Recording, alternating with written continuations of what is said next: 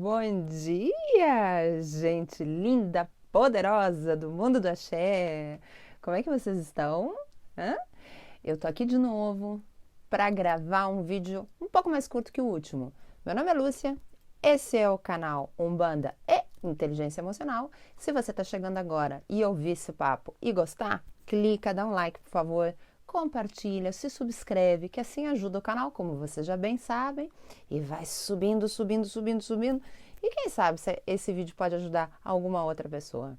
Bem, esse vídeo se trata de a gente começar a conversar do último vídeo que eu gravei, que eu vou colocar por aí em algum lugar, a sugerência para vocês verem, que se chama A Mente, Esta Desconhecida.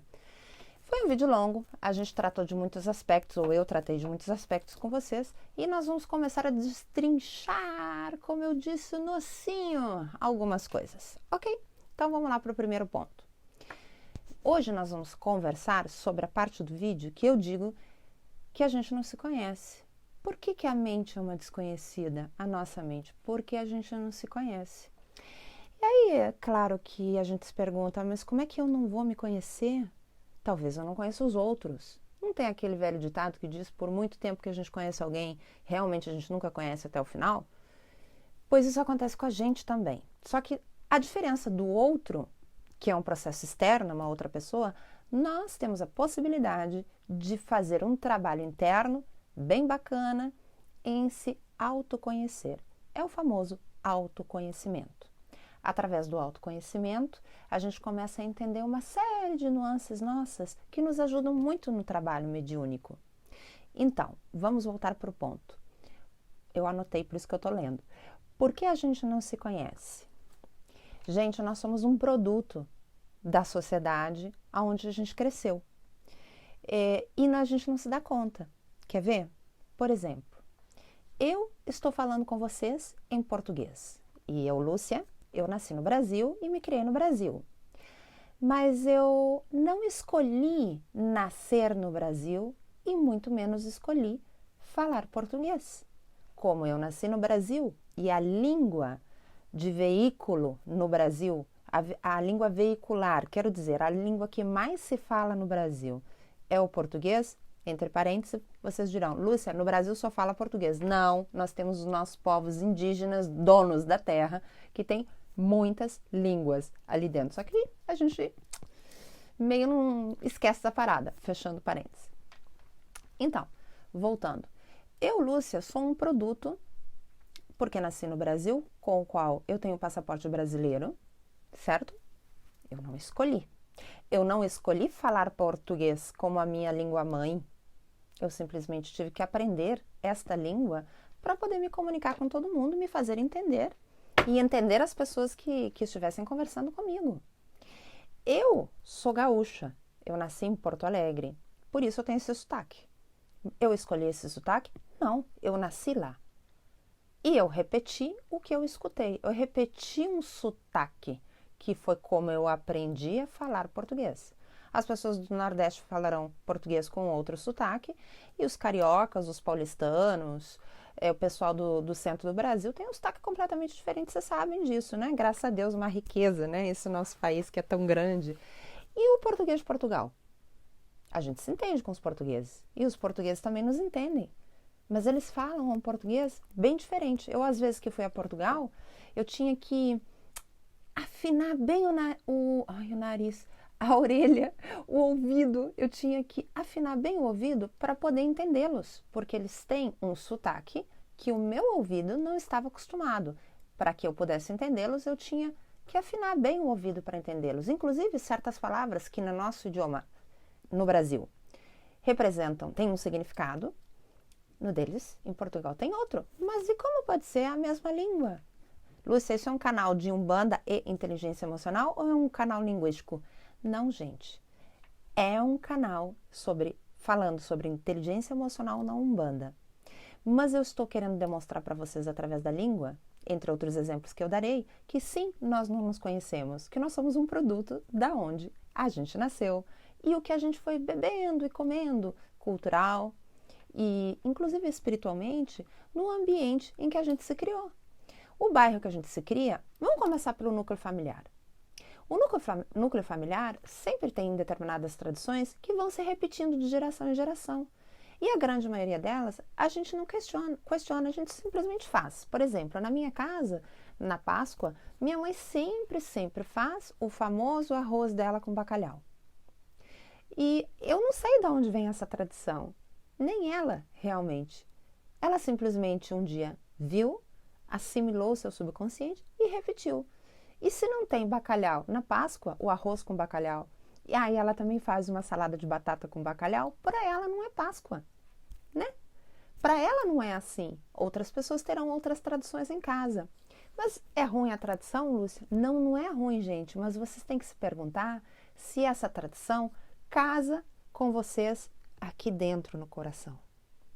Se tem uma coerência isso na vida de vocês. Se tá bem para vocês esse tipo de vibração.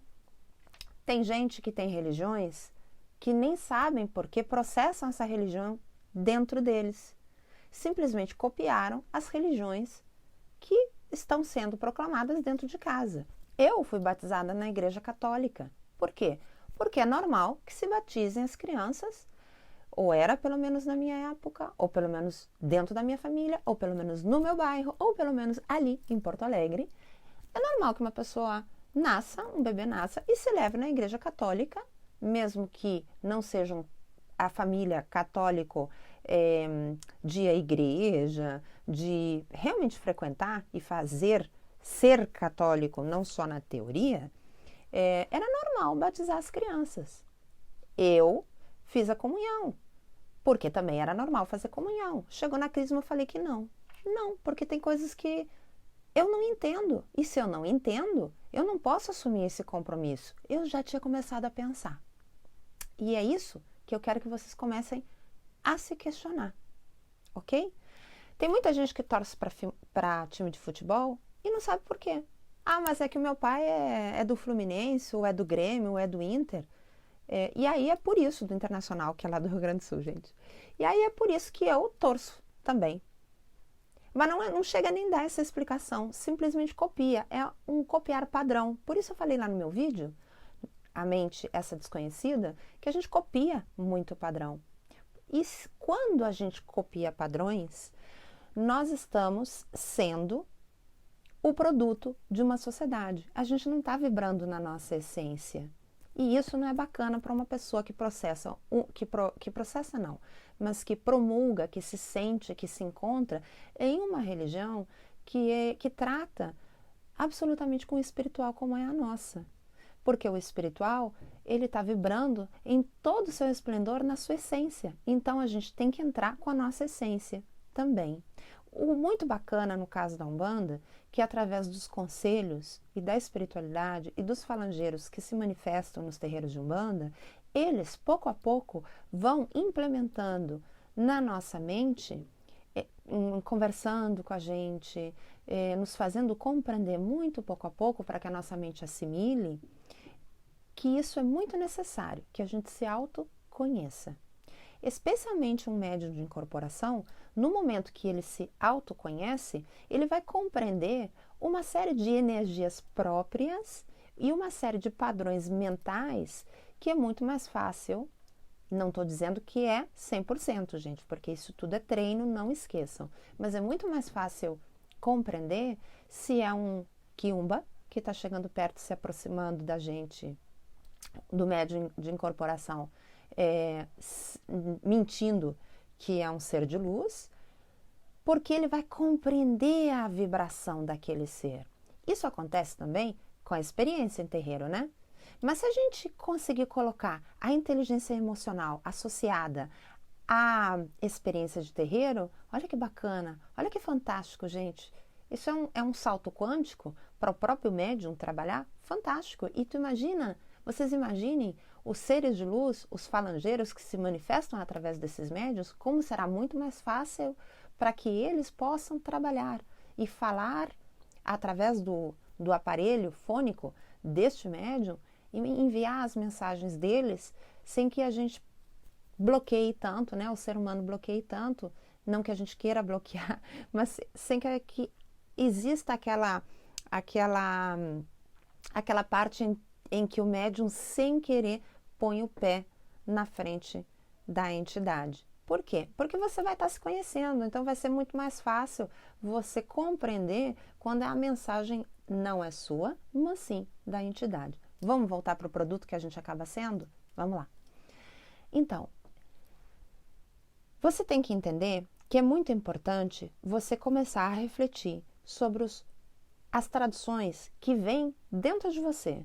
Por isso eu coloquei naquele meu vídeo que a gente tem que começar a fazer perguntas para nós mesmos, inclusive simples, do vestuário da gente, das cores que a gente gosta, do time de futebol ou a escola de samba que a gente está torcendo todos os anos. E se dá conta se aquelas traduções, se aquele time de futebol, se aquela comida que a gente mais gosta, realmente é o que a gente gosta, ou a gente só comprou um produto e acabou vestindo uma máscara, que nós vestimos muitas máscaras diariamente, para poder se desenvolver na sociedade e muitas vezes não ser criticado, daí fica mais fácil, né? Porque enfrentar as críticas não é uma tarefa fácil. Então a gente começa a tirar essas máscaras uma por uma, quando a gente começa a questionar as nossas tradições, os nossos gostos e os nossos pensamentos, começamos a tirar as máscaras uma por uma até chegar no nosso próprio rosto, na nossa própria verdade, na nossa própria essência. E aí a gente começa a escolher os caminhos que vamos decidir a trilhar com consciência. E fazer as coisas com consciência é fluir com a vida, sabe? Porque a gente não pode pregar determinadas coisas verbalmente e viver de outra. Existe um desequilíbrio. A balança interna fica desequilibrada. Quando a nossa balança interna desequilibra, a nossa vibração, ela também desequilibra. Um médium desequilibrado, uma pessoa que está promulgando uma fé desequilibrada vibracionalmente, fica mais difícil para a gente compreender as mensagens que a vida nos manda, ok? Eu espero que eu tenha conseguido explicar bem o que é um produto, o que é o produto que todos nós da sociedade acabamos nos transformando e o quanto importante é que você comece a fazer essas questões para entender quem é você, ok? Esse foi o Bora Lá, Saravar Nossa Mente, e eu vou gravar outro vídeo outro dia e vamos colocar questão por questão daquele vídeo lá grandão, tá bom? Um beijo bem grande, um axé imenso para todos vocês. Namastê!